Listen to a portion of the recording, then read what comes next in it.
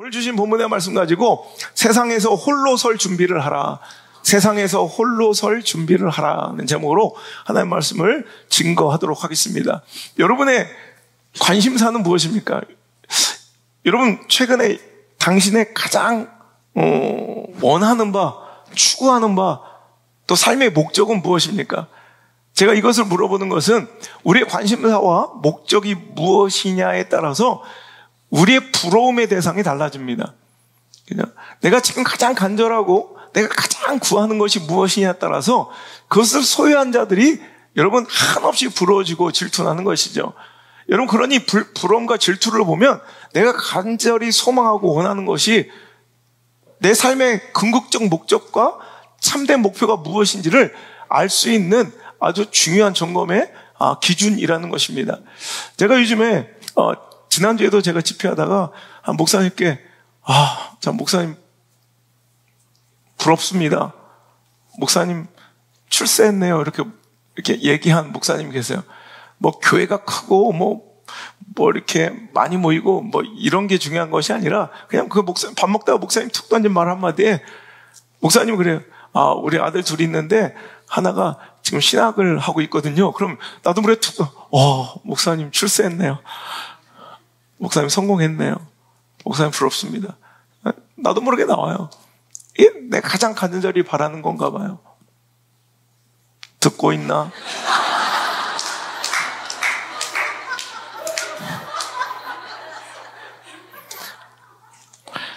미국 집회 중에 우리 형제교회, 가족이죠. 2018년부터 7년째 지금 함께 만나고 집회하고 있는 내년에도 또 9월 달에 가야 되는데, 워싱턴 DC 옆에 메릴랜드주의 새소망교회, 여러분, 안인권 목사님.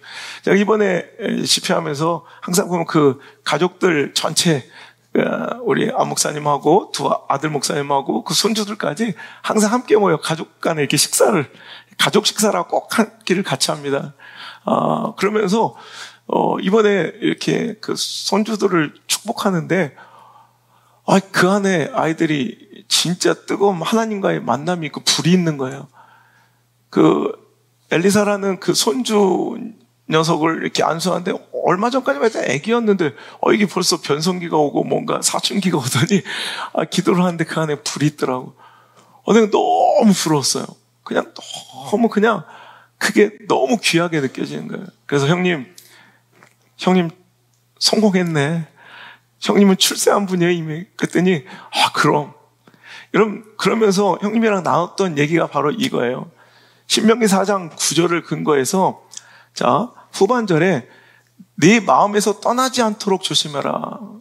너는 그 일들을 네 아들들과 네 손자들에게 알게 하라. 우리는 여러분, 우리 인생에 많은 목적과 추구하는 바 목표가 있겠지만 여러분 다른 것보다 우선하여 포기하지 말아야 될 것은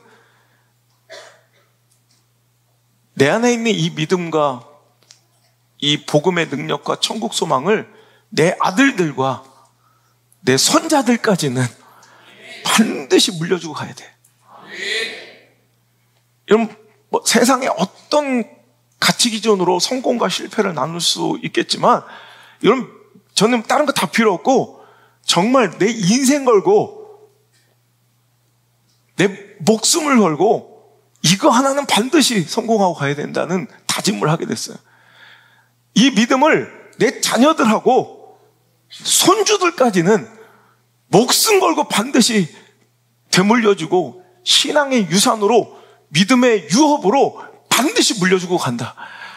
그러니까 모든 선택과 결정, 진로의 모든 고민들 다른 거 다 필요 없고 딱 우리가 추구해야 될 바는 이거다. 그래, 이것이 믿음의 유산으로 물려지기에 적합한 곳이냐, 적합한 길이냐, 신앙을 지키기에 합당한 길이냐, 그렇지 않은 길이냐, 딱 이거 외에는 어떤 기준도 없어요. 여러분의 진짜 삶의 목적 무엇입니까? 돈 얼마나 벌면 성공했다고 그럴 거예요? 학교, 명문대 어떤 학위를 따면 여러분 만족할 만해요? 전 다른 거 필요 없고요. 정말 우리 성도들 이거 하나만큼은 우리 가슴에 새기며 오늘 여러분 스스로 서원했으면 좋겠어요. 정말 다른 거 빌딩은 못 물려주고 엄청난 자산은 못 물려줘도 우리 제발 내 자녀들한테 또 더 나아가 내 손주들한테 일단 결혼을 해야 되겠죠. 그죠? 자녀들이 결혼하고 손주까지 낳는 거 요즘 이것도 굉장한 거예요. 이것도 이러면 결혼하는 것도 위대한 일이고 자녀를 손주를 보는 것도 이건 성공인데 거기서 믿음까지 물려주면 이건 진짜 죽어도 여한이 없는 이거 당연한 것 아니라 뭐 될 대로 되라가 아니라 되면 좋고 아니면 말고가 아니라 정말 전 인생을 걸고 우리가 꿈꿔도 좋을 만한 가치인 줄 믿습니다. 여러분 이거 진짜 소중하게 여기십니까? 오늘 이거 하나만 점검하고 가자는 거예요. 여러분 오늘 다른 건 몰라도 여러분 세상에서 실패하고 사업이 좀 안 되고 여러분 뭐 병이 들고 뭐 결핍과 아픔이 있어도 야, 내 자녀들 믿음 생활 딱 잘하면 그것으로 만족하고 야, 그 자손들에게까지 손주들까지 내 그 믿음 물려줄 수 있으면 야, 나는 복 받은 자다. 우리 집안은 성공한 자다. 이거 갖고 가야 돼요. 자, 거꾸로 얘기해 볼게요. 아무리 잘 나가고 학위를 따고 애플에 구글에 입사를 해도 삼성에 들어가도 내 자녀가 신앙이 틀어지고 있으면 오히려 믿음의 자리에 없으면 이걸 안타깝게 여기고 다른 어떤 것들 다 포기해서라도 이것만큼 붙들고 싶은 그 간절함이 우리에게 있어야 되고 우리의 절박함이 하나님께 올려드리는 기도의 첫 번째 우선의 제목이 되어야 할 줄 믿습니다. 이거 잃어버리고 살아가는 성도들 너무 많고요. 내가 정말 천국의 소망을 믿고 하나님의 그 구원의 약속을 믿는다 하면서도 이것을 너무나도 등한시 여기는 우리들의 잘못된 신앙들이 있는데 여러분 이것 하면 성공한 거예요. 교회는 이것만 잘해도 성공한 거고요. 목회는 이것만 잘해도 성공하는 거예요. 이거에 목숨 걸 수 있는 이거에 모든 것을 투자할 수 있는 우리 물맷돌 교회와 우리 사랑하는 성도들 되기를 주의 이름으로 축원합니다. 오늘 우리는요 책임지고 3대까지는 책임져야 돼. 내 자녀 손주들까지는 반드시 믿음 물려주고 그리고 그 다음에 내 자녀들이 그 손주들까지는 반드시 믿음 물려주는 거 여러분 이렇게 대물림해서 오늘도 우리가 정말 이것만큼은 꿈꿀 수 있는 오늘 하나님의 명령입니다. 너는 그 일들을 내 아들들과 내 손자들에게 알게 하라. 자, 그래서 어떤 것을 그렇게 알리고 싶으실까? 신명기 우리 말씀 1절부터 한번 보니까 이스라엘아 이제 내가 너에게 가르치는 규례와 법도를 듣고 준행하라. 그리하면 너희가 살 것이요. 여러분 말씀 듣고 살아가는 것, 여러분 말씀에 순종하는 것이 축복인 줄 믿으십니까? 여러분 생명임을 믿으십니까? 승리임을 믿으십니까? 여러분 이거예요. 오늘도 말씀의 순종이 승리입니다. 누가 그래? 저는 목사님 이렇게 시골교회에서도 뭐 변변한 것 없이 이렇게 시대적 영향력을 펼치며 마음껏 사역하며 살 수 있는 비결이 무엇입니까? 소위 말하는 목회의 성공이 무엇입니까? 전 딱 두 가지만 얘기해요. 이번 대전 가서도 그 설교 하다 올 거예요. 첫 번째는 감사, 두 번째는 아멘, 순종. 이 두 가지는 하나님께서 반드시 축복 주시는 거예요. 여러분 감사의 그릇을 넓히시길 바라고 또 여러분 순종의 그릇을 넓히셔야 돼요.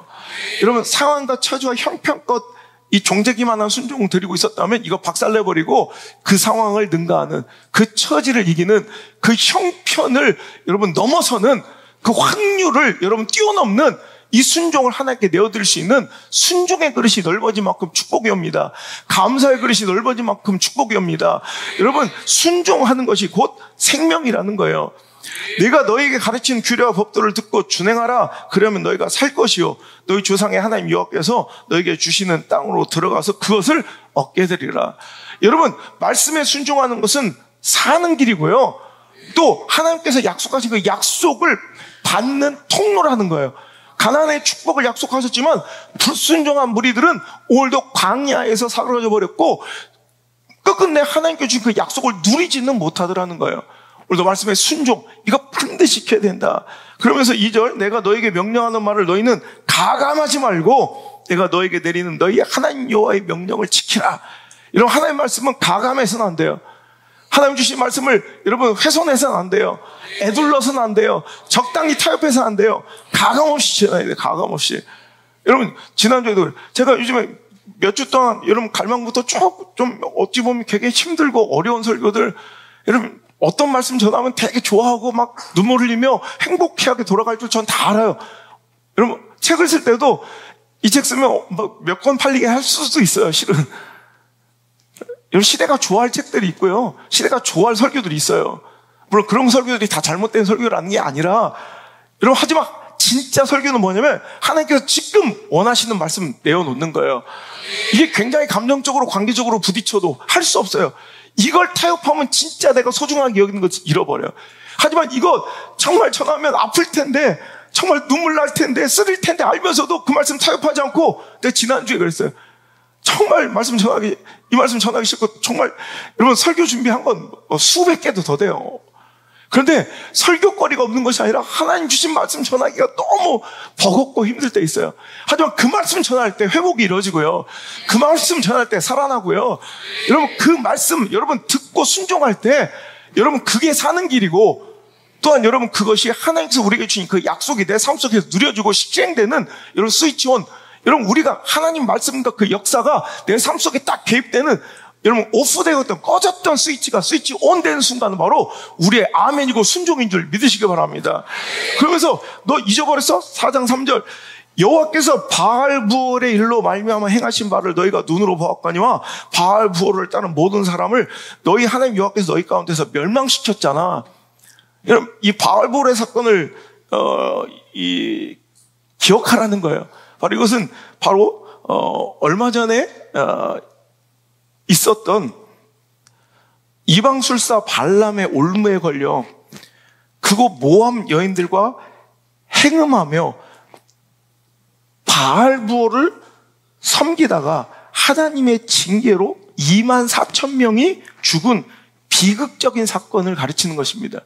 민수기 25장 1절로 9절까지의 말씀을 보면 이스라엘의 백성들이 시딤에 머물렀을 때 오늘도 하나님의 말씀을 오늘도 우습게 여기고, 또 그 말씀을 전하는 주의 종의 권위를 우습게 여기며, 오늘도 모함 여인과 음행하며, 오늘도 다른 것을 하나님 주신 그 말씀을 따르지 않고 경외하지 않고 발람의 그런 술수에 넘어가서 모압 여인들과 행음하며 바알부올, 부올 땅의 바알이라는 이 우상신을 섬기며 음행하던 자들이 오늘도 하나님의 진노로 여러분 크게 죽어 오늘 심판받는 24,000명이 죽는 장면이 민수기 25장에 나왔다는 거예요. 너 이거 절대 잊어버리면 안 돼요 라는 거예요. 여러분 우리는 신앙의 성공 가운데서도 내 자녀에게 교훈이 될 수 있지만, 이런 반면교사, 내 인생과 신앙의 실패 가운데서 내 자녀들에게 교훈을 줄 수 있어야 돼요. 이러면 절대 안 된다. 아빠 엄마가 이렇게 하다가 완전히 박살나고 망했다. 이런 여기서 변명하고 합리하고 잠수 타고 톡 깨고 이따위가 아니라, 오늘도 여러분 바알부올의 사건으로 여러분 정말 엄청난 타격과 아픔이, 여러분 실패가 있었을 때 이 바알부올의 사건조차도 그대로 자녀들에게 알려주며 오늘도 이것을 교훈 삼아 우리는 절대로 어떤 상황 처지형편 속에서도 하나님만 섬기고 하나님만 경외하며 그 말씀 따라 순종해야지, 그 말씀을 어기고 타협하거나 하나님의 다른 것을 의지하고 경외해서는 안 된다는 것을 오늘도 반드시 자녀들에게 알려주라는 말이 계속 이어지고 있는 거예요. 오직 너희 하나님 여호와를 부터 떠나지 않은 너희는 오늘까지 다 생존하였느니라. 즉 오늘도 하나님 말씀을 어기고 세상의 가치와 상황과 처지와 형편의 바알부올을 오늘도 섬기고 의지했던 자들은 멸망하지만, 오늘도 하나님께 붙들려 하나님을 떠나지 않는 자들은 지금까지 다 생존했잖아. 자, 이 얘기를 하는 거예요. 그러면서 오늘도 이야기합니다. 6절 너희는 지켜 행하라. 이것이 여러 민족 앞에서 너희 지혜요 너희 지식이라. 그들이 이 모든 규례를 듣고 이르기를 이 큰 나라 사람은 과연 지혜와 지식이 있는 백성이로다 하리라. 아멘. 그러니까 오늘도 여러분 우리의 경쟁력은 뭐예요? 우리가 우리 될 수 있어, 내가 나 될 수 있었던 이유는 뭐예요? 하나님의 말씀의 순종이고요. 하나님께 붙어 떠나지 아니한 것, 이것이 내 인생의 축복이라고 여러분 안우성 목사만 20년 뒤에 자랑하는 것이 아니라 여러분의 인생에도 시퍼렇게 살아계신 그 하나님의 능력과 역사를 여러분 하나님은 살아계시들 하는 거예요. 그러니까 오늘도 그 살아계신 하나님을 의지 않고 오늘도 청종하지 않고 따르지 않던 자들은 멸망하고, 하나님 붙들고 끝까지 하나님 떠나지 않았던 그들은 오늘도 생존하였던 이 역사적 사실, 이 증거가 부족한 것이 아니라 오늘도 이 삶의 증거들을 반드시 내 자녀와 후손들에게 알려줘야 된다는 거예요. 말씀의 순종이 능력이고 축복이고 승리라는 거, 생명이고 사는 길이라는 거. 그리고 또 하나, 우리가 내 자녀와 자손들에게 가르쳐줘야 될 것은 7절 함께 읽겠습니다. 시작. 우리 하나님 여호와께서 우리가 그에게 기도할 때마다 우리에게 가까이 하신 것 같이 그 신이 가까이함을 얻은 큰 나라가 어디 있느냐. 아멘. 사람들이 이야기하기를, 여러분, 우리들에게 부러워하고 우리들에게서 볼 수 있는 그 능력의 장점의 근거, 우리가 오늘 될 수 있음을, 내가 나 될 수 있음을, 우리가 이런 큰 힘과 영향을 얻을 수 있었던 그 이유를 세상 사람들이 이렇게 얘기할 거라는 거예요. 저 사람들 하나님의 말씀을 순종하더니 저렇게 잘 되는구나. 저들이 기도할 때마다 그의 신, 하나님, 살아계신 하나님은 그들 가까이 오시더라. 여러분, 오늘 우리는 내 자녀들에게 이 말씀의 순종의 능력과 기도의 능력을 여러분 반드시 전언해주고 가르쳐야 된다는 거예요. 내 삶을 통해서 말이야, 삶을 통해서. 억지로 꾸역꾸역 누구 볼 때 하는 이런 노예근성이 아니라, 여러분, 막 상황 속에서 어쩔 수 없이 뭐 일 터지면 할 수 없이 이런 게 아니라, 과연 하는 말씀이 정말 승리이며 축복이며 그것이 바로 생명이라는 걸 내 삶을 통해 내 자녀들에게 보여주고, 기도가 과연 능력이라는 것을 최후의 수단으로 끼역끼역 쓰는 것이 아니라 내 인생의 가장 강력한 힘으로 최선의 수단으로, 가장 우선의 수단으로 기도를 붙잡아야 된다는 걸 내 자녀를, 여러분, 자녀 입으로 가르치는 게 아니라 내 등짝으로 가르치라는 거예요. 여러분, 그 힘들고 고단한 가운데도 새벽을 깨우며 기도하는, 엎드리는 모습, 어떤 상황과 처지 형편 속에서도 전화통 붙드는 게 아니라 기도줄, 생명줄처럼 붙드는 그 모습, 그 등짝을 보여주라는 거예요. 기도하는 어미의 등짝을 보여주고 순종하는 아비의 등짝을 보여주며, 말로 가르치는 것이 아니라 내 등짝으로 가르치라는 거예요. 내 삶을 보여주면 내 자녀들 따라오게 하라는 거예요. 내 삶이, 내 신앙의 선택과 결정들이 내 삶의, 여러분, 내 자녀들의 인생의 표대가 되게 하란 말이에요. 할렐루야.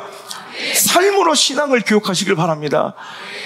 내 말이 아닌 내 등짝을 보고 자라고 있는 내 자녀들에게 내 등짝을 보고 내 자녀들이 믿음 가운데 성장하게 만들라는 말입니다. 오늘도 우리는 내 자녀 자손들까지 절대로 따는 거는, 여러분, 우리가 내 자녀가 취업 못하고, 내 자녀가 학교 못 들어가고, 내 자녀가 진로를 정하지 못하고, 내 자녀가 결혼하지 못하고, 이런 뭐 엄청 안달답달 하면서 막 걱정하잖아요. 그러나 내 자녀가 기도의 자리를 떠나고, 내 자녀가 예배의 자리를 떠나고, 내 자녀가 말씀의 자리를 떠날 때 우리 그것을 그만큼 걱정하거나 두려워하지 않더라는 거예요. 그럼 절대 그래서는 안 돼요.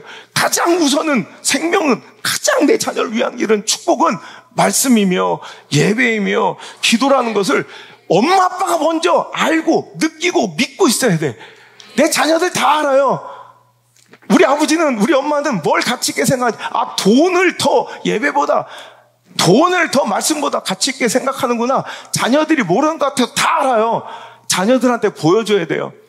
다시 한번, 내 자녀는 내 말을 듣고 자라는 것이 아니라, 내 자녀들은 나의 등짝을 보고 자라나고 있다. 믿습니까? 내 자녀는 내 등짝을 보고 있어요. 엄마 아빠가 이런 상황에서 어떻게 행동하는지, 어떤 선택을 하는지, 어떤 결정을 하는지, 여러분, 그래서 제가 눈에 얘기하지만 우리 자녀들한테 내가 요즘 계속 하는 거예요. 정말로 그렇게 한다는 걸 보여주는 거예요, 요즘에. 와, 아빠는 믿음과 신앙에는 타협이 없구나. 이런 것도 내려놓을 수 있구나. 여러분, 내 자녀들의 삶 속에서 요즘 그거 자꾸 보여주는 거예요. 니들 인생도 마찬가지라. 하나님의 뜻과 말씀의 근거에서 이것이 랭킹이 더 높은 대학이고 명문 대학인지, 이것이 장학금을 받을 수 있는 길인지, 뭐 이런 게 아니라 이것이 과연 하나님의 뜻, 그 말씀대로 살아가기에 적합한 길인지, 이것이 신앙생활 똑바로 하고 내가 하나님께 붙어 있을 수 있는 자리인지, 이거 먼저 고민하라는 거예요. 아니면 싹 다 포기해도 좋다는 거예요. 그래도 여러분 외쳐야 합니다. 하나님께 붙들리면 무엇을 붙잡아도 승리합니다. 여러분, 내가 그냥 허언증 환자로, 여러분, 애들한테 그냥 대나가나 외치는 게 아니라 내 인생을 걸고 우리 학교 학생들에게, 내 자녀들에게 반드시 외치고 가르치는 거예요. 하나님께 붙들리면 무엇을 붙잡아도 승리합니다. 무엇을 붙잡아야 승리하는 게 아니라 내 인생과 우리 가정에 하나님께 붙들리기만 하면 내가 붙잡고 있는 그 허접한 것들 가지고도 하나님 충분히 역사하십니다. 그 하나님을 만나셔야 합니다. 그 살아계신 하나님을 내가 먼저 만나고, 그 만난 후에, 내가 소유한 이후에, 그 생명력을, 그 능력을, 그 믿음을 내가 소유한 이후에 그 천국 소망을, 그 영원한 생명의 약속을 내가 먼저 누린 이후에 반드시 내 아들들과 내 자녀들에게, 자손들에게 반드시 물려주는 믿음의 승리자 되시길 주로 축복합니다. 또 우리 안나가 요즘에 내 아들, 딸들과 우리 안나가 순응한 씨를 탈퇴했어요. 이번에 공식 선언했어요. 왜냐하면 순응한 씨 종친회에서 우리 안드레 성주 이렇게 어떻게 올라가서 우리 순응한 씨 종친회에서 지금 역사상 처음으로 두 형제를 장학금이 종친회에서 둘이 이렇게 200만 원씩 나왔어요. 그래가지고 우리 안나는 너무 두 사람이 한꺼번에 지금까지 100만 원이 최고였다는데 문중에서 200만 원 형제에게 준 건 처음이래. 그러면서 문중에서 전화가 왔더라고. 그래서 내가 우리 안나는 좀 미안해서 다음에 타야겠다 그랬더니 안나를 왜 타냐? 그래서 우리 안나도 내 딸인데 그랬더니 여자는 안 준대. 그래서 안나한테 그 얘기를 했어요. 여자는 안 준대. 그랬더니 더러워. 나 수능하시 이제 탈퇴한다고 막. 그래서 우리 말 조심해야 돼. 우리 아들, 딸들과 그 친손주, 외손주들에게까지 반드시 물려줘서 당신 성공했습니다. 진짜 부러움을 살 수 있는 신앙의 명문가를 이룰 수 있기를 주의 이름으로 축복합니다. 지금 내 자녀들이 방황하며 신앙 가운데 떠난 자들이 있습니까? 더 눈물로 기도하고 우리 교회는요 그것 붙들고 함께 기도해주고 함께 목숨 걸고 함께 눈물을 흘려줄 수 있는 교회 공동체가 돼야 돼요. 네 자녀가 뭐 결혼을 못했다며, 네 자녀가 이번에 대학에 떨어졌다며, 네 자녀가 뭐 병 걸렸다며, 이런 걸로 안타까운 것도 있지만 가장 간절하고 안타까운 내 자녀들, 우리 같이 신앙의 공동체 가운데 자녀들이 신앙 가운데 이탈하는 것을 여러분 목숨이 끊어진 것처럼, 창자가 막 끊어지는 것처럼 아파하며 진짜 하나님께 기도해 줄 수 있는 그런 신앙의 공동체, 그런 같은 믿음의 그런 협력자들, 팀들이, 기관들이 되어야 할 줄 믿습니다. 그래야 진짜 예수 믿는 자들 아니겠습니까?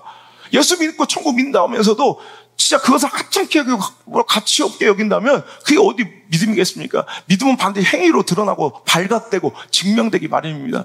믿음은 설명하고 주장하고 내가 있다고 주장하면 되는 게 아니라 그 믿음은 반드시 삶 속에서 드러나고 증명되게 마련이고, 그 믿음은 숨길 수 없이 반드시 내 선택과 결정 가운데 반드시 발각되기 마련입니다. 믿음이 발각되는 진짜 믿음쟁이 되시길 바랍니다. 믿음이 들켜지는 그런 신앙이 되시기를 주로 축복합니다. 여러분, 다음 세대를 포기하지 말고 내 자녀의 신앙을 절대로 어떤 상황, 처지, 형편에도 타협하지 않는 우리 되었으면 좋겠습니다. 여러분, 이 시대가요, 애굽의 바로의 제안, 그 딜과 너무나도 같은 제안과 딜을 우리에게 요구해오고 있어요. 출애굽기 10장 8절 이하에 보면, 함께 읽어볼게요. 출애굽기 10장 8절 시작. 모세와 아론을 바로에게로 다시 데려오니 바로가 그들에게 이르되 가서 너희 하나님 여호와를 섬기라. 갈 자는 누구냐? 모세가 이르되 우리가 여호와 앞에 절기를 지킬 것인즉 우리가 남녀노소와 양과 소를 데리고 가겠나이다. 자, 바로가 모세한테 이제 막 재앙이 쏟아져 내리니까 견딜 수 없었던 바로가 모세한테 물어보는 거예요. 그래, 여호와를 섬기러 갈 자가 누구냐? 그랬더니 이제 모세가 대답하기를 남녀노소, 우리 양들도 다 데리고 갈 것입니다. 자, 그랬더니 10절 시작. 바로가 그들에게 이르되 내가 너희 어린 아이들을 보내면 여호와가 너희와 함께 함과 같으니라. 보라, 그것이 너에게는 나쁜 것이라.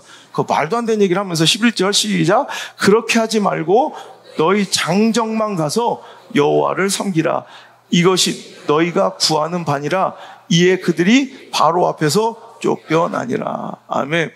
자, 오늘 모세는, 즉 하나님의 뜻은 분명히 남녀노소 모든 자가 함께 나가 여호와를 섬기는, 즉 출애굽은 장정들만, 남자들만, 어른들만 나가는 것이 아니라 이 죄와 사망의 권세, 오늘도 그들을 속박하고 있는 그 바로의 상징은 우리가 죄와 사망과 어둠이죠. 거기서 탈출하여 가나안으로 가는 하나님 약속 가운데 가는 그 신앙의 여정은 여러분 남녀노소 누구나 불문하고 여러분 막론하고 다 나가야 되는 거예요. 하지만 시대의 제한은 그래요. 여러분, 시대의 딜은 바로의 사단의 제의는 이거예요. 그래, 니들만 열심히 섬겨. 어른들만 열심히 신앙생활해. 막 번주하게 복잡하게 막 교회생활 열심히 충성스럽게 해. 자식들은 내팽겨치고. 여러분, 이 제안이 여러분 4,000년 전, 여러분 지금 이 바로의 제안과 출애굽 당시에 여러분 이 바로의 제안과 너무나도 비슷하고 닮아 있다는 거예요. 거기에 우리 교회들이 다 응해서 어른들 중심으로 어른들만 열심히 신앙생활하고 애들은 다 내팽겨치고, 스스로 만족하고 자의하죠. 아니라고, 다 나름대로 지금 잘 각자의 부서에서 열심히 챙기고 있다고. 이런 무조건 신앙생활은요, 남녀노소의 구분 없이 똑같이 하나님의 거룩한 백성으로 인격체로서 다 존중해야 되고 모두 똑같이 신앙생활을 해야 돼요. 여러분, 예배는 이게 구약 신약 통틀어서 어디에도 나와 있는, 어디에도 여러분 이거 뭐 예외가 없는 예배의 가치고 정신은요, 반드시 신앙생활은 여러분 남녀노소의 구분 없이 모두가 다 똑같이 예배하는 거지, 어른용 예배, 아이용 예배가 따로 있지 않고요. 여러분, 장성한 사람의 예배와 그렇지 않은 사람의 예배가 분리된 적이 한 번도 없다는 거예요. 우리 모두가 다 하나님 여호와를 모두 다 섬겨야 돼요. 똑같이 그 예배 정신과 가치를 여러분 가르쳐 줘야 된다는 거예요. 자녀들은 두고 가라. 너희들만 신앙생활 열심히 하면 돼. 그래서 지금 어떻게 되었습니까?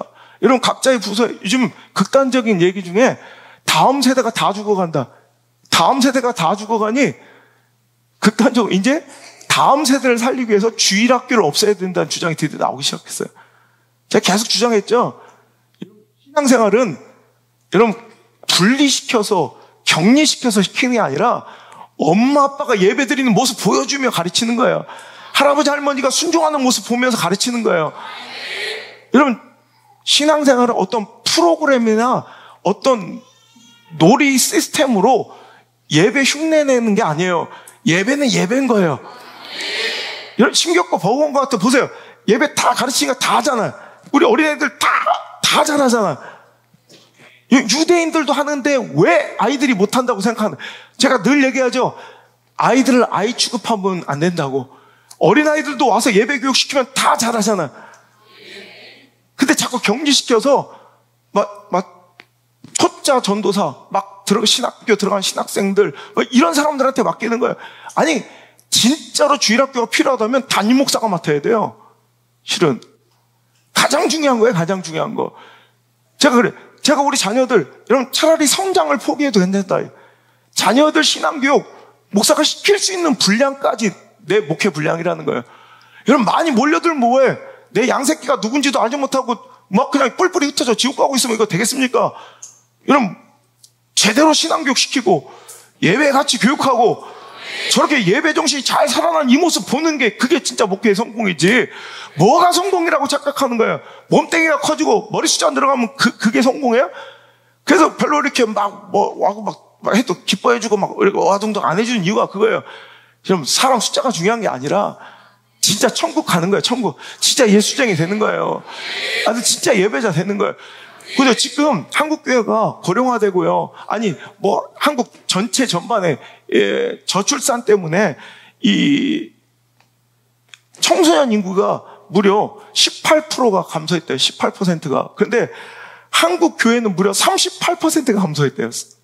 여러분, 18% 감소한 이 저출산 시대에 여러분, 한국 교회의 청소년 숫자는 오히려 38%, 거의 이제 절반 가까이가 없어진 거예요. 그나마 주일학교 안에서 이제 성장해서 성인이 됐을 때, 대학교 갔을 때 이제 10%도 안 남는다. 10%도. 그나마 여기 남아있는 그 주일학생들 중에 대학교 들어갈 때 성인이 되었을 때 10%도 안 남는다. 10%도. 이게 현실입니다. 그러니까 여러분, 어떻게 되겠지, 하동도 되겠지. 여러분, 이건 오산이고요. 절대 착각입니다. 여러분, 예배 가르쳐야 돼요. 주일학교 때부터 놀이 프로그램이나 어떤 시스템 속에서 그냥 이렇게 따로 격리되고 구분되어서 신앙생활 하다가 진짜 정작 예배 들리니까 예배가 너무 힘들다는 거예요. 아니, 신앙생활과 예배가 힘들면 됩니까? 예배가 여러분 어른 예배는 힘들다. 어른 예배가 어디 있어요? 어른 예배가.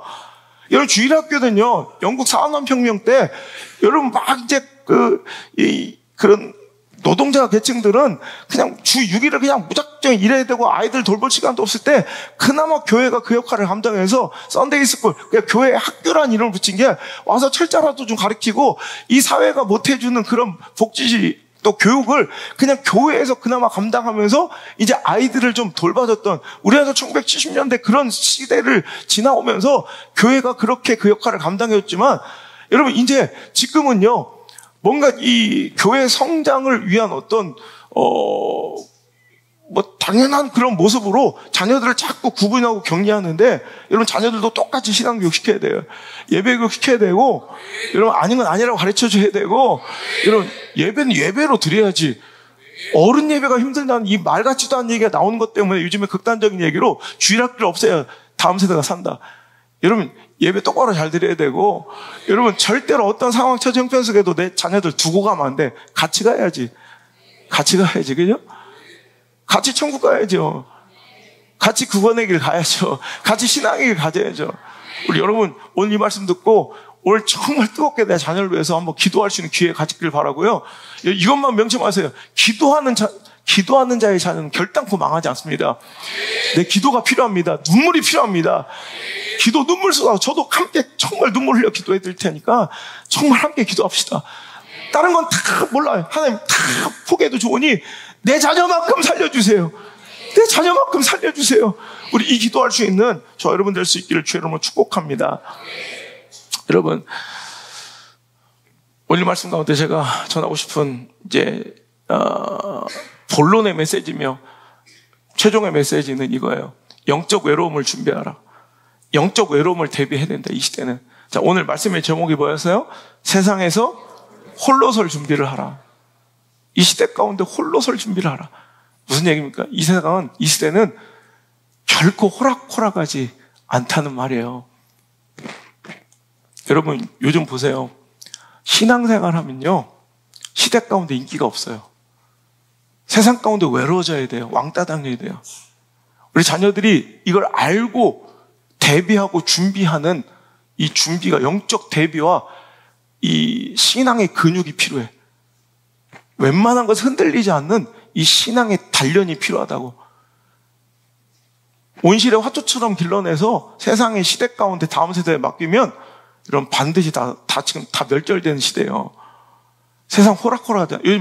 내가 요즘 가슴 아픈 거, 여러분 나는 솔로 봐요, 요즘에? 22기?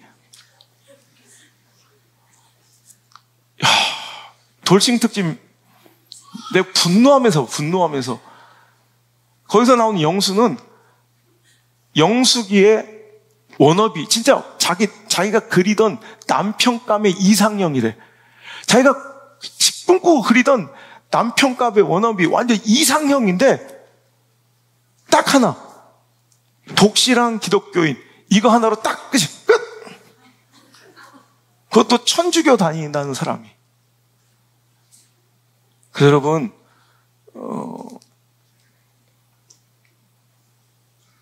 정말 신앙생활 똑바로 해야지. 천주교 뭐 다 구원 못 받는다는 거 아닌데 굉장히 대다수가 이건 제대로 된 신앙 믿음 갖고 있지 않아요. 보세요. 아니, 천주교인이라는 사람이 독실한 크리스찬이라는 거 하나 때문에 영수 그냥 탁 끝. 거들떠도 안 봐. 또 너무 잘 맞는데 영자 기독교인인 것 때문에 까였어. 여러분, 그거예요.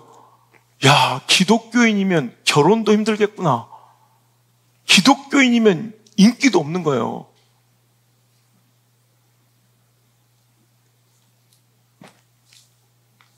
여러분, 시대가 이래요. 이제는 기독교인이면 고위공직자 되기도 어려운 시대인 걸 여러분 보셨죠? 안창호 인권위원장의 인사청문회 봤어요? 개떼처럼 몰려들어 그의 인격과 그의 신념과 그의 신앙과 그의 세계관과 그의 철학과 가치관을 짓밟고 무시하는, 여러분, 그런 혐오 중에 그런 혐오가 어디 있어? 아니, 이런 지나 론이 왜 론이에요? theory란 얘기예요. 이건 가설이지 이론이지 트루스 진리가 아니란 얘기예요. 이런 법칙을 확실하게 여러분 자리매김하려면 빼도 박도 못하는 확실한 증거가 있어야 되고, 어떤 시대와 조건 속에서도 변하지 않는, 여러분, 그러니까 예외가 없는 동일한 결과값이 있어야 돼. 근데 그게 아니거든. 하나의 이론일 뿐이야. theory. 그래서 진화론이에요. 여러분, 창조론, 진화론을 여러분 뭐 믿을 수 있어. 근데 창조론이라는, 우리 창조를 믿는 사람을 기독교 탈레반, 테러리스트에 이런 빗대어 그 자리, 이 공개적인 자리에서 여러분 이렇게 능멸해? 아니, 인권이 그렇게 소중하다며, 이 나라는. 누군가의 사상과 그 기호와 취향과 이런 그들의 선택을 존중해야 된다며, 이 나라에는. 그래서 차별금지법을 그래서 만들어야 된다면서요. 아니, 그런데 왜 창조론을 진리로 생명처럼 믿는 나와 여러분 같은 사람들의 그 믿음과 가치관과 신앙의 이 철학과 세계관은 얼마든지 대놓고 무시하고 조롱하고 능멸해도 된다는, 이게 과연 평등하고 화평을 여러분 추구하는 자들의 모습이냐는 거예요. 여러분, 완전히 미개하고 덜 문명화된, 덜 떨어진 인간 취급을 하며 당신은 자격 없다고 외치던 개혁신당의 천하람은 목사 아들이고요. 당신은 완전히 기독교 탈레반이네. 그의 신념과 가치관을 짓밟으며 조롱했던 김성애 의원은 여러분 MDB까지 한 전도사래요. 여러분, 다른 곳에 원수가 있는 것이 아니라, 다른 곳에 대적이 있는 것이 아니라, 신앙생활 한다는 사람들이, 교회 다니는 사람들이 가장 악한 대적이 될 거예요. 여러분 보세요. 신앙생활 똑바로 하면요, 타협할 여지가 있습니까? 신앙? 영수 없대. 아니, 거기에 또 성경 필사본은 왜 가지가?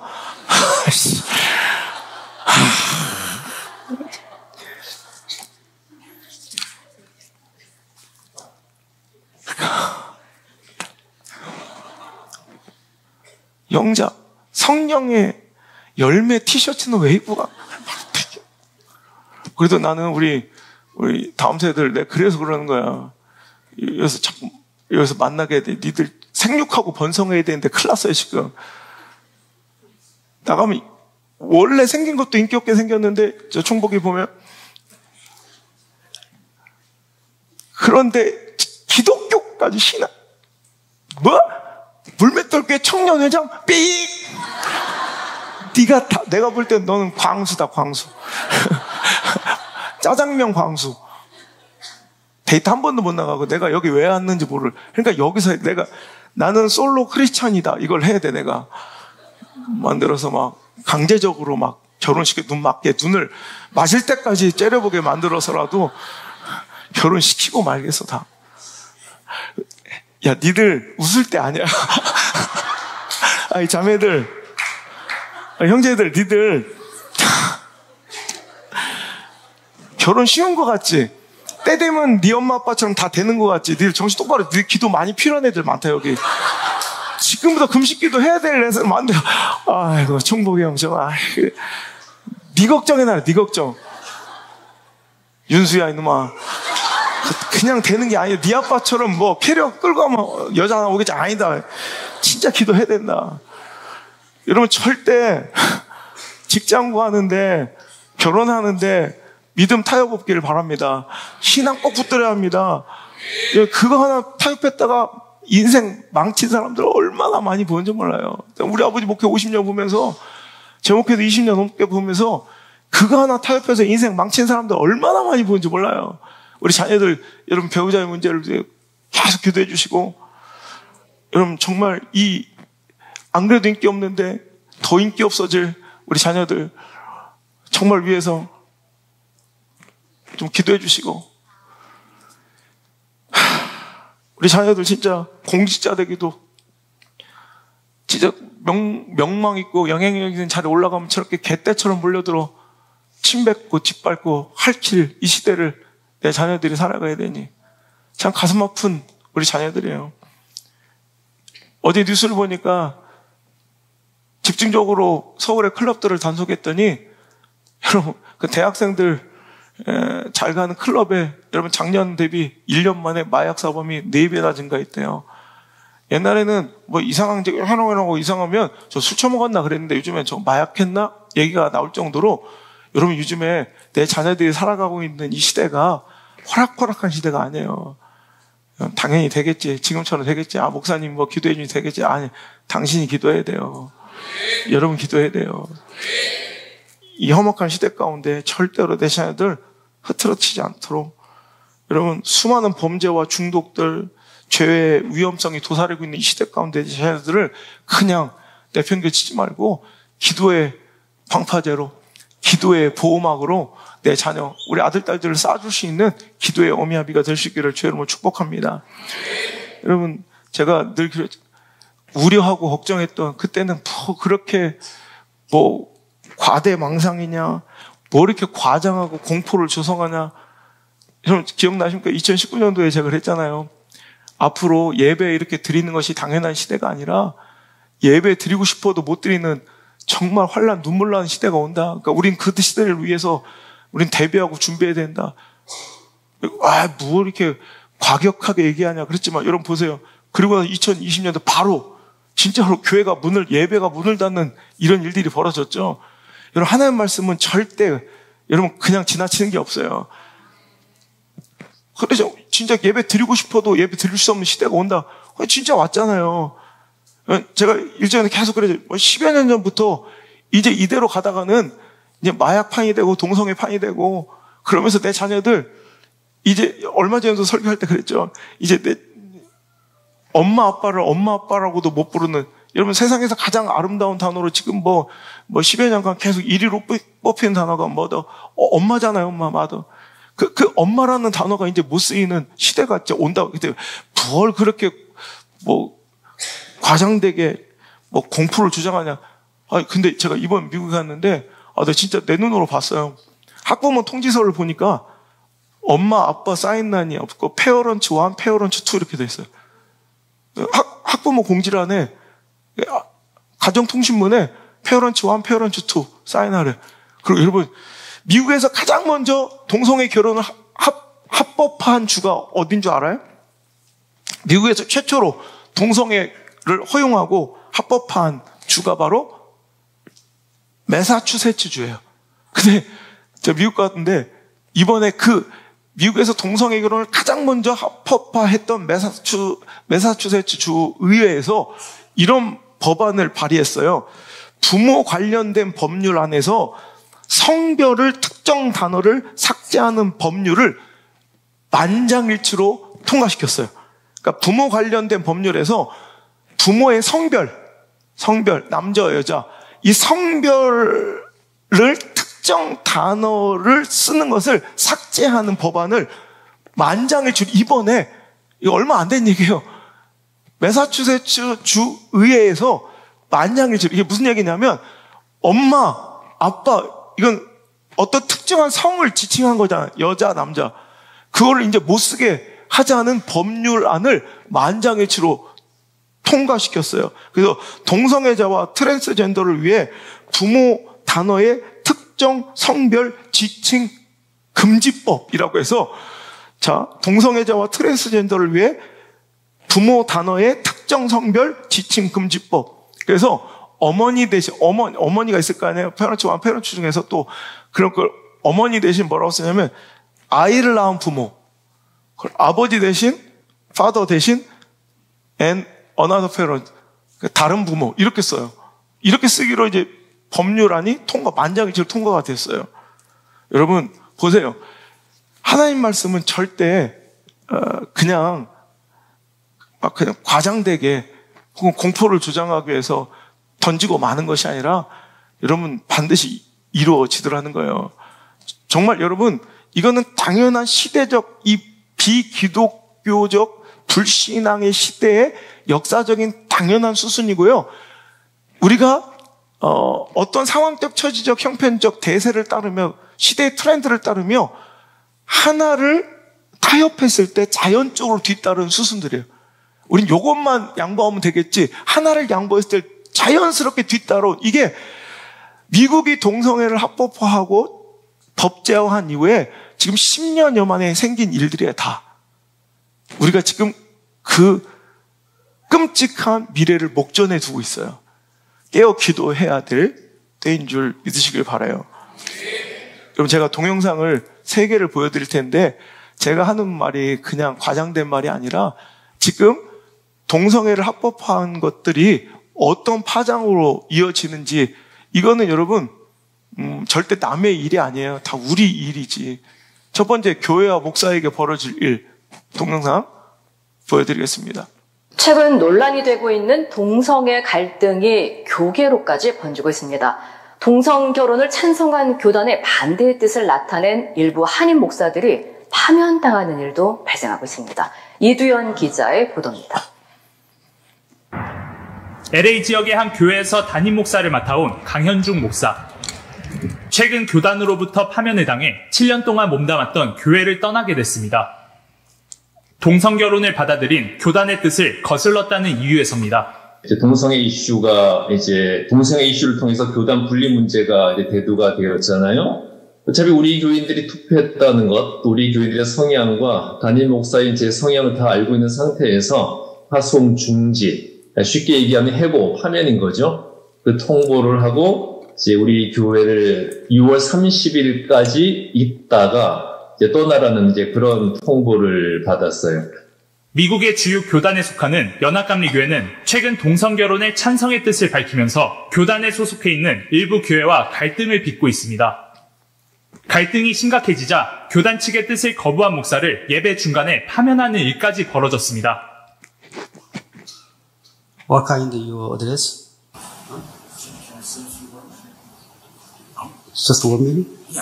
And I know he has been here for a long time and has done good ministry here.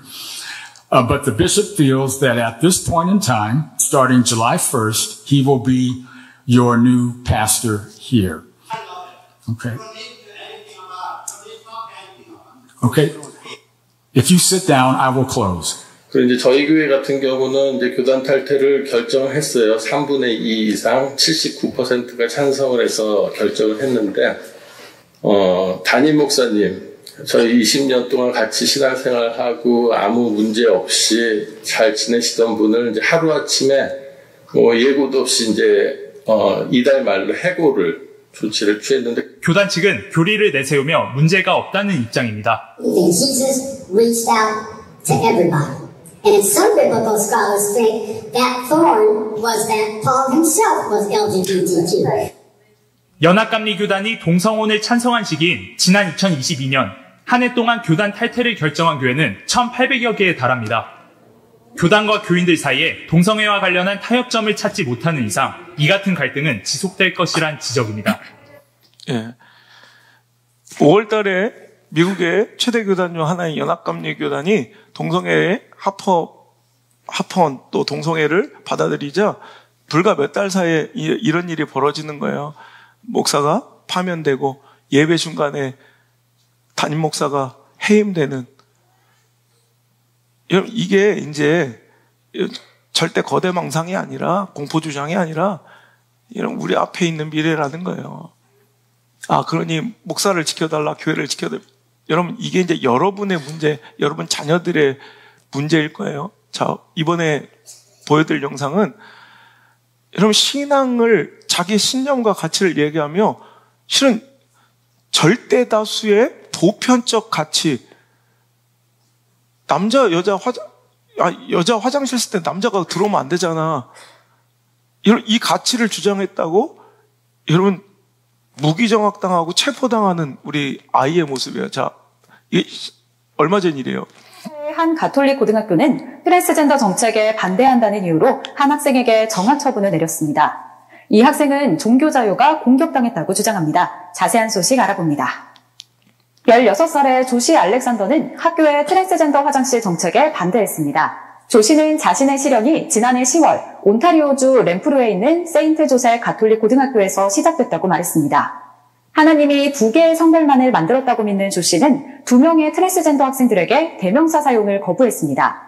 Female students in the school informed me that male students were using the female washrooms and they were concerned by this. So I decided to talk about that. I voiced my beliefs and I expressed concern to the principal. A female student also expressed concern to the principal and we were both ignored. 조시는 교장 선생님의 반응에 학교 밖에서 학생 시위를 조직했습니다. 그러나 시위가 있기 이틀 전에 무기한 정학 처분을 받았습니다. 조시가 다음 학기에 학교로 돌아갔을 때 학교 관계자들은 무단 침입으로 조시를 체포했습니다. 조시는 자신의 믿음을 정당하게 표명했을 뿐이라고 말했습니다. No, I wasn't disrespectful at all. I voiced my beliefs, my sincere beliefs, and I never directed at a specific trans student that was doing anything.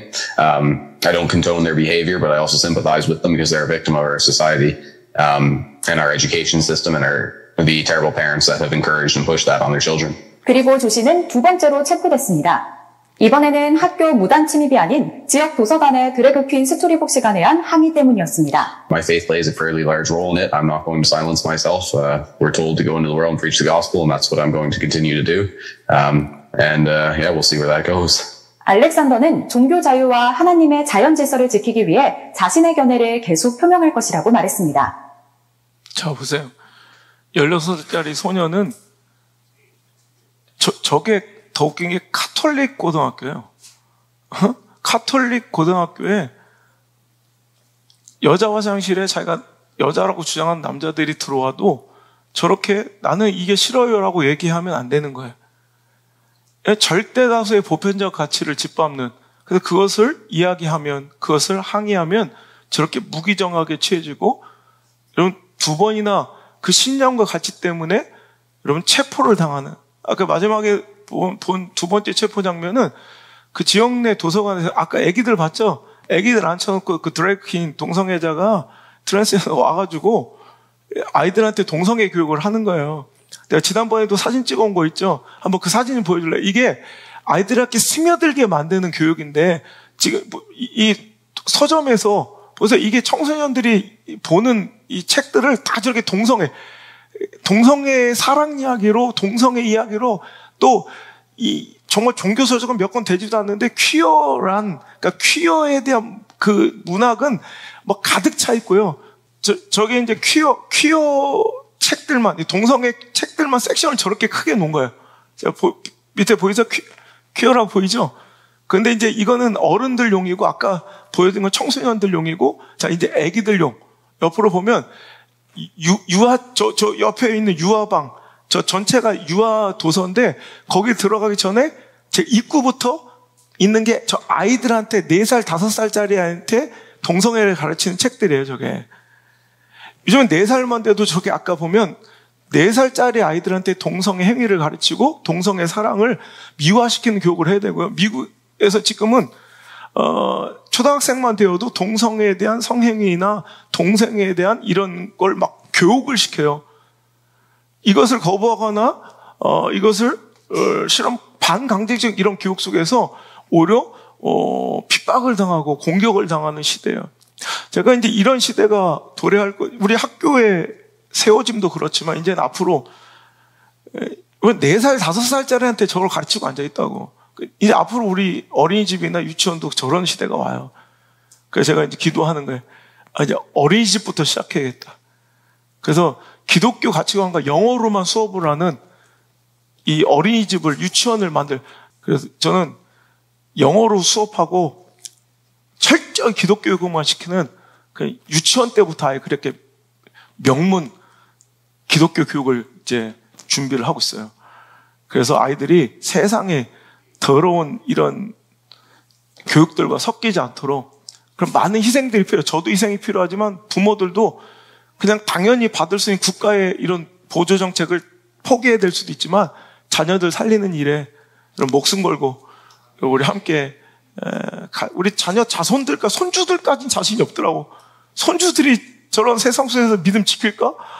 그래서 저희 이제 내 인생의 목적이 바뀌었어요. 내 손주들까지 반드시 확실한 기독교적 복음주의자로 만들고 난 천국 간다.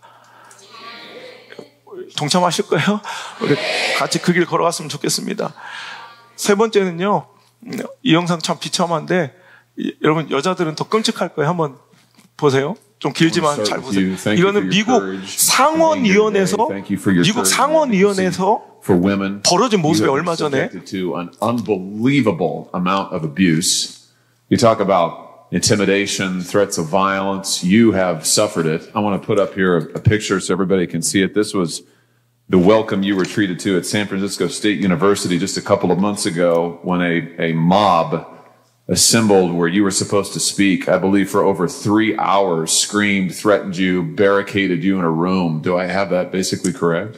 Yes. I was held for ransom for 3.5 hours by hundreds of these protesters, as you see on the board. They demanded that I had to pay them money if I wanted to make it home to see my family safe again. Why were you threatened and barricaded into a room and held for ransom for hours on end? I mean, what was it you were saying that was so terrible? I was invited to speak on my experience of my senior year in competing against a male. Nothing opinionated about what I shared. It was sheerly the exact lived experience of what me and my teammates and fellow competitors dealt with. And so I spoke. After my speech, there was, of course, a lot of protesters in the room, which I'm totally fine with people protesting. It's their right to protest. But what I'm not fine with is when it does turn violent in the way that it did. Because protesters afterwards, they rushed into the room. They turned off the lights. They rushed to the front. Myself and others were assaulted, and that's ultimately when I was held for hostage for 3.5 hours. It's unbelievable. Unbelievable. Thank you for your courage in the midst of that. Let's talk a little bit about it. 이해를 좀 돕기 위해서 저 라일라는 수영 선수예요. 여자 수영 선수인데 자기 고등학교 때 자기 경험을 이야기하는 거예요. 그러니까 상원위원회에 출석해서 자기 어떤 개인적 견해도 내놓지 자기 경험을 얘기한 거예요. 그러니까 두 가지가 있게 첫 번째는 이 남성이 여성이라고 주장하는 트랜스젠더와 경쟁하는 것에 대한 불공정성, 말이 게임이 안 된다는 거 게임이 그거와 함께 또 하나는 이제 여러분 그러니까 이걸 이해하셔야 되는데 이제 두 번째 얘기 나올 게 탈의실에 남자들이 들어와서 같이 샤워를 해야 되는 이거를 참아내라는 거예요. 왜? 저 사람 그냥 이제 중성 맞아. 이것에 대해서 이야기하다가 이 대학교에서 강연했다가 3시간 반 동안 막 폭력적인 이런 감금 속에서 막 이렇게 억압당했고 너 가족들 다시 보고 싶어 그럼 돈 내놔 막 이런 취급을 당했다는 걸 상원의회에서 지금 연설하는 거예요. 자, 이해하고 들으시고 또 뒤에 나오는 마지막쯤에 나온 토마스 리아 토마스라는 일전에 제가 설명드렸던 적이 있는데 우리 기억나세요? 남자 수영선수 460에 500위권에 그냥 아무것도 아니었던 남자 선수가 갑자기 자기가 여자라고 주장하면 여자 선수로서 등재해가지고 여자 수영대회에 나와가지고 지금 막 사진 한번 보여주세요. 1등 하는 사람. 저게 여자라고 지금 나온 거예요. 성기도 그대로 있어요, 남자. 근데 자기가 여자를. 두 번째 사진 자. 랭킹이 몇이었어요? 남자였을 때? 462. 근데 지금은 압도적인 일이. 그러니까 그 이야기를 하는 거예요. 자, 한번 들어보세요. 그 뒤 이어서. You were sharing and you started to talk about it in your opening statement. Just tell us about your experience because nobody can question your experience. I don't think anybody sitting at the table and certainly nobody at this podium has had the experience that you have had. You were talking about just the incredible surprise, shall I say, to put it gently, of finding a biological man, a 6'4" biological man in your locker room and having to accept that without being asked about it, without being told about it even. What was that like for you? Tell us about that. I again, we only became aware we would be undressing next to a man was when we had to see a man undressing while we were simultaneously undressing. And so I immediately left the locker room and I went up to one of the officials on the pool deck and I said, what are the guidelines to allow a man into our locker room? I know the guidelines for the competition, but what are the guidelines for the locker room? And he so nonchalantly said back, oh, we actually got around this by making locker rooms unisex. And so I'm thinking to myself in these brief moments, first and foremost, you just admitted this is a male by acknowledging how you had to change your rules to make the locker rooms unisex. You acknowledge that we do not share the same sex, first and foremost. Secondly, unisex. Any man could have walked into our locker room, any coach, any official, any man who wanted to would have had full reins to, and bare minimum, we weren't forewarned about it. And that's the traumatizing part. Of course, the experience in and of the locker room itself is traumatizing, but I think for me, it was so easy for them to dismiss our rights to privacy. Senator Durbin, in your opening statement, you had mentioned this rhetoric. It's, you had mentioned that what message does it send to trans individuals? And my combat to that is what message does this send to women, to young girls who are denied of these opportunities? So easily their rights to privacy and safety thrown out of the window to protect a small population, protect one group as long as they're happy. What about us? That is the overall general consensus of how we all felt in that locker room. Why do you think it is that the NCAA and so many people in power seem intent on just erasing your opinion, your views, the whole category of women? I noticed that recently you just posted this to social media about a message that Harvard was sending around, I think, to its swimmers, telling them, don't talk about Leah Thomas, don't share your opinions. If you get contacted by a member of the media, then refer that to the university. Don't say anything, for heaven's sake. Tell us about this. I mean, this has been your experience over and over and over. You're told as a woman, just shut up, don't say anything. What's that like? That is continually happening. And if we do speak up, you're immediately labeled as some name. They will call you everything under the sun, whether it's transphobic, homophobic, racist, white supremacist, domestic terrorist. They will throw them all at you in hopes to deter you, in hopes to silence you. Leah Thomas's teammates, they were forced every single week to go to mandatory LGBTQ education meetings to learn about how just by being cisgender, they were oppressing Leah Thomas. They were told that they're not allowed to take a stance because their school has already taken their stance for them. They were told that you will never get a job, you will never get into grad school, you will lose your friends, you will lose your scholarship and playing time if you speak out. They told these girls that if you do speak out, and any harm whatsoever comes towards Thomas's way, whether that's through social media, whether that's physical, mental, emotional harm, then you are solely responsible and you could be responsible for a potential death. And you don't want that, do you? Of course not. Who would ever want to be responsible in a potential death? But that is the emotional blackmail that is plaguing this country, especially in universities. 자, 이게 좀, 번역이 조금 더 매끄러웠으면 이해가 잘 되실 텐데, 논진 것은 이거예요. 상원위원회에 출석한 수영 선수는 고등학교 때 제가 당했던, 아니, 성이 다른, 엄연히 다른. 근데 요즘에는 트랜스젠더가 성전환 수술 받지 않아도 돼요, 이제. 내가 여자라고 주장하면 되고, 혹은 호르몬 주사 1년만 맞고 그 월등한 체력 그대로 대회에 출전해서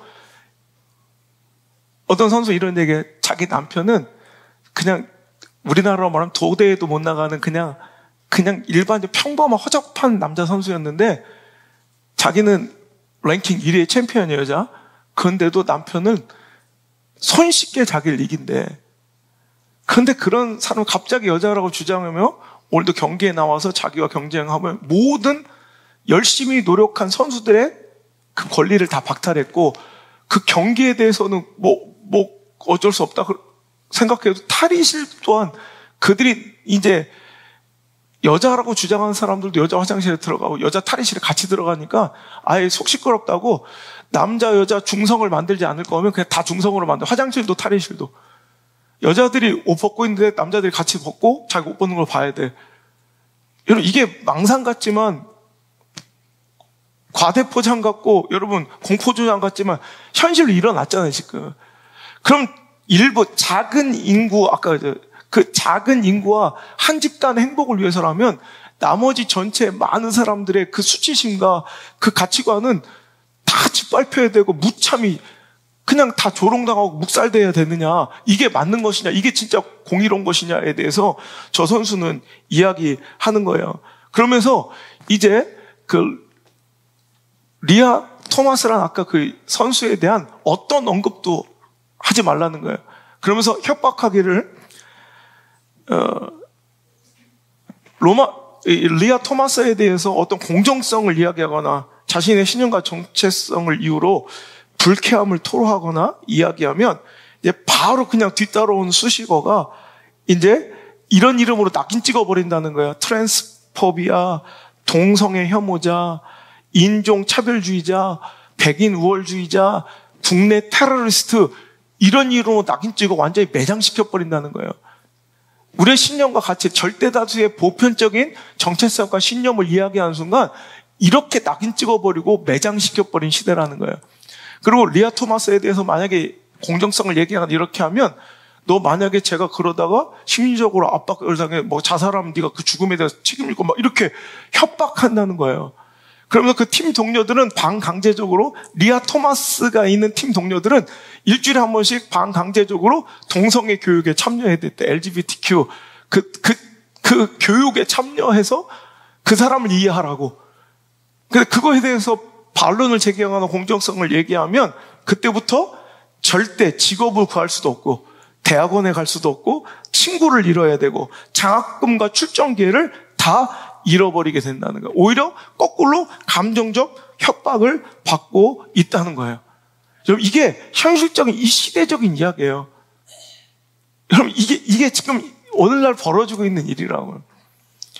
여러분, 일부 소수의 취향을 존중한다는 명목으로 수많은 절대다수의 안전과 수치심을 무시해버리고 짓밟아버리는, 한 집단이 행복하기만 하면 된다는 이유만으로 너무나도 쉽게 무시되고 공격당하고 침범당하는 절대다수의 전통적인 관념과 또 다른 신앙과 신념의 가치는 완전하게 뭉개버리는, 여러분, 그렇게 관용을 우리에게 요구하고 관용을 바라는 사람들이 가장 비관용적이고 다수를 향한 극혐오주의가 바로 우리 앞에 다가온, 목전에 다가온 미래라는 거예요. 여러분, 그렇게 관용을 바라는 사람이 이렇게, 여러분, 우리나라도 보세요. 그렇게 그 일부 소수자들에서 관용해야 된다는 사람들이 안창호 그 인권위원장께 하는 행태들 보세요. 이게 관용이에요? 혐오 중에 이런 혐오가 없어요. 가장 비관용적이고 가장 혐오주의자들의 모습이 바로 가장 자신들에게 혐오하지 말라 관용을 요구하는 사람들의 모습이라는 거예요.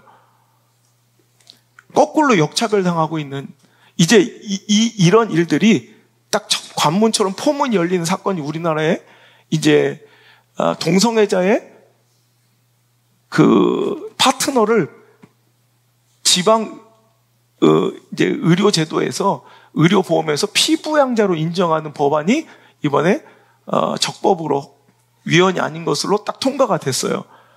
여러분, 이 작은 뚝의 구멍과 균열이 생김으로써 이제 우리나라도 이제 점점점 자연스러운 수순으로 이제 이런 시대가 도래하게 될 것이라는 거예요.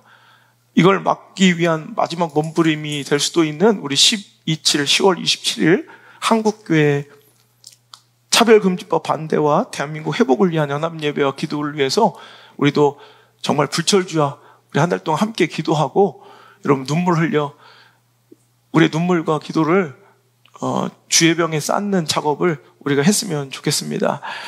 예수님께서 십자가를 지시며 눈물을 흘리며 뒤를 따르는 여인들에게 누가복음 23장 28절에 예수께서 돌이켜 그들을 향하여 이르시되 예루살렘의 딸들아, 나를 위하여 울지 말고 너희와 너희 자녀를 위해 울라 하신 그 정말 참담하신 말씀이 무엇인가를 깨닫게 되는 시대입니다. 우리의 신앙과 더 나아가 내 자녀 자손들을 위한, 여러분, 눈물을, 정말 우리 믿음의 선배님들이 그리 하셨듯이 우리가 내 자녀와 자손들을 위해, 우리나라와 조국을 위해, 우리 교회와 부족한 종 목사님을 위해 여러분 눈물 뿌려 기도했던 믿음의 선진들의 그 위대한 기도의 정신을 우리가 승계하고 계승해서 우리 자녀들을 자손들에게 물려주게 하여 오늘도 우리가 눈물 뿌려 이제 재단 위에 나라와 조국, 대한민국 위에, 교회와 담임 목사님 위에, 자녀와 자손들 위해 여러분, 내 눈물을 정말 땀방울을 피를 정말 흠뻑 적셔드리고 하나님께 내어드리는 그런 귀한 회복의 작업이 여러분 꼭 몇 월 며칠 한 번 모여서 되는 것이 아니라 지금부터 우리에게 필요하고 이제 시작되어야 될 작업인 줄 믿습니다. 허접하게 종교 놀이하고 여러분 삐득삐득 와가지고 뭐 말씀 좋다는데 뭐 와가지고 그냥 여러분 이거 구경하러 오려면 와서 삐득삐득 헛소리하고 이럴 거면 우리 교회 안 다니는 게 좋아요. 쫓겨나기 전에 목숨 걸고 신앙의 가치 지키는 사람들만 오세요. 그 좁은 길을 선택하세요. 목숨 걸고 그 길 지켜서 내가 먼저 있어야 나눠줄 거 아니에요. 그죠? 내가 있어야 나눠줄 거 아니에요. 있지도 않은 걸 뭘 물려줘요. 오늘도 나부터 오늘도 충만하게 채워지는 그런 믿음 생활 되시길 간절히 바랍니다. 스티븐 로슨 목사님이 이렇게 얘기했습니다. 오늘 말씀의 주제입니다. 이 세상에서 홀로 설 준비를 하십시오. 진리는 결코 다수와 함께하지 않습니다. Be ready to stand alone in this world. Truth never stands with the majority. 여러분, 이 세상에서 홀로 설 준비를 하십시오. 진리는 결코 majority, 다수와 함께하지 않습니다. 우리는 좁은 길을 선택하고 좁은 문을 향해 걸어가는 자들인 줄 믿습니다. 세상에서는 외로울 거예요. 신앙 지키면 왕따 당할 거예요. 우리 자녀들 그 시대를 억울해하면 안 되고 그 시대를 충분히 감당할 믿음의 배포와 용기를 지니십시오. 세상은 우리를 왕따시키지만 우리는 세상의 왕따가 아니라 하나님께서 우리를 왕처럼 따로 구별하신 택하신 거룩한 백성인 줄 믿으시길 바랍니다. 여러분, 지금 입법화가 진행 중인 우리나라 상속세를 낮추는 법안들이 있습니다. 상속세가 가장 많은 나라가 어딘지 알아요? 상속세를 제일 많이 걷는 나라. 우리나라도 대표적이에요. 옛날에 60% 막 요즘 50% 걷죠, 요즘에. 그러니까 우리나라에서는 재벌들이, 이제 그 창업주, 설립자, 파운더가 2명만 죽으면 회사는 이제 경영권 넘어가는 거예요. 아니, 40%씩 두 번만 내면 이미 경영권을 잃는다는. 그래서 이제 우리나라도 굉장히 이제 많은 부유한 자들이 작년에 1200명이 우리나라를 떠났어요. 그래서 이제 재산세, 이제 상속세를 손봐야 된다. 이제 자녀들에게 물려주는 상속세를 이제 손봐야 된다는 이런 위기감과 이런 당위성을 이제 주장하고 이제 찬반으로 나뉘어 싸우고 있는데, 미국 같은 경우에는 부부 합산 340억 이하는 상속세를 내지 않아요. 미국 가세요. 근데 하여튼 우리나라도 굉장히 상속세 많이 걷는, 전 재산의 40% 엄청난 거예요. 50% 엄청난 거예요.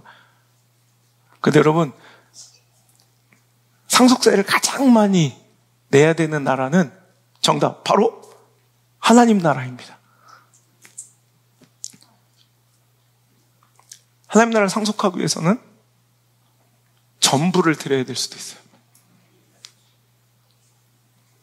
내 생의 전부를 포기해야 될 수도 있어요. 그 상속세를 기꺼이 치를 수 있는 믿음의 사람들 되었으면 좋겠습니다.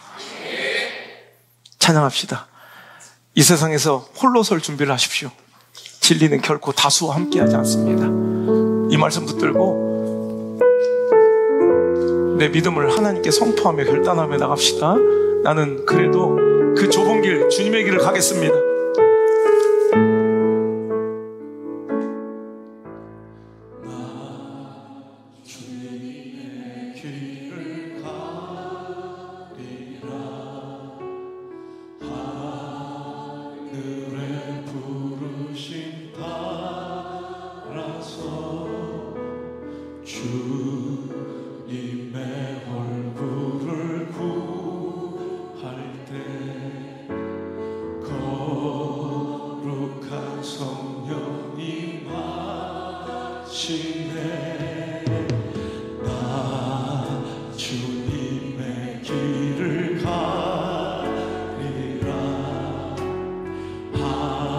하늘에 부르신 따라서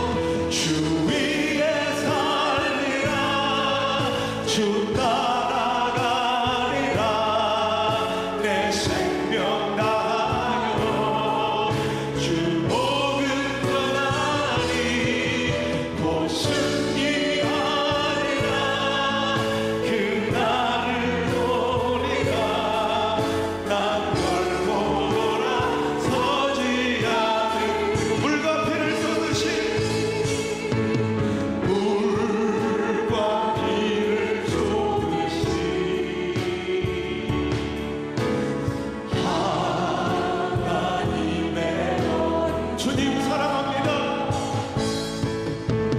주님 사랑합니다. 오 주여 나를 보내소서. 주 위에 살리라. 주 따라가리라. 내 생명 다하여 주 복음 전하리. 곳은 반드시 그 날을 오리라. 난 결코 돌아서지. 주 위에 살리라. 주 위에 살리라. 주 따라가리라. 내 생명 다하여 주 복음 전하리. 곳은 이하리라. 그 날을 오리라. 난 결코 돌아서지. 주 위에 살리라. 주 위에 살리라. 주 따라가리라.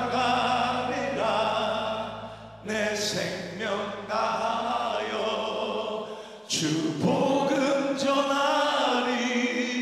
곳은 이하리라. 그 날은 오리라. 난 결코 돌아서지. 다시 한번 주 위에 살리라. 주 위에 살리라. 주 따라가리라. 내 생명 다하여 주 복음 전하리. 곳은 이하리라.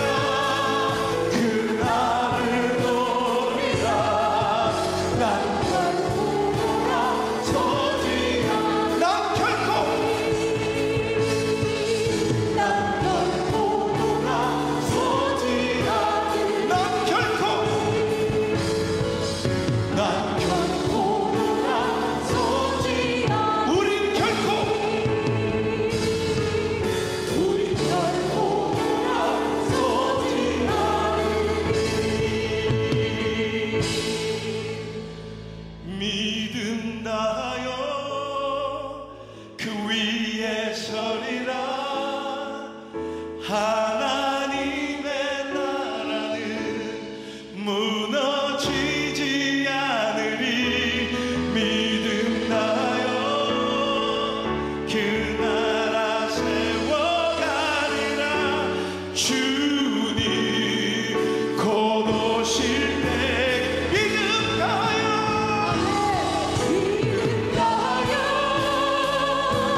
그 위에 서리라. 하나님의 나라는 무너지지 않으리. 믿음 다하여 그 나라 세워가리라. 주님 곧 오실 때 믿음 다하여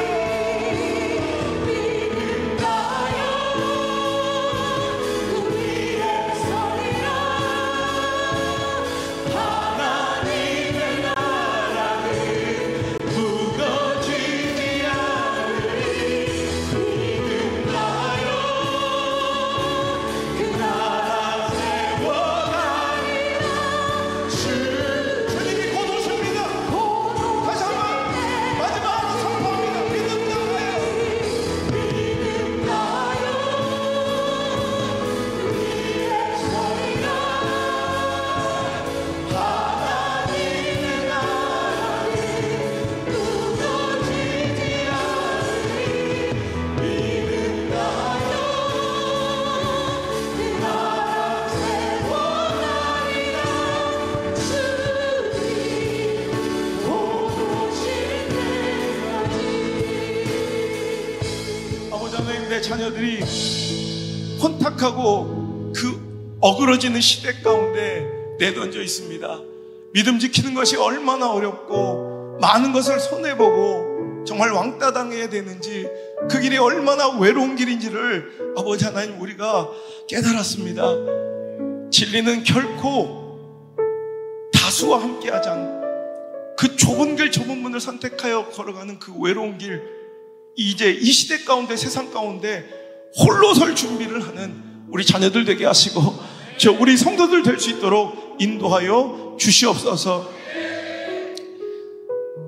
내 자녀들에게 믿음을 상속할 수 있다면, 내 자녀들에게 천국을 상속할 수 있다면 그 모든 것을 다 값으로 치르고 모든 것을 포기해도 좋습니다.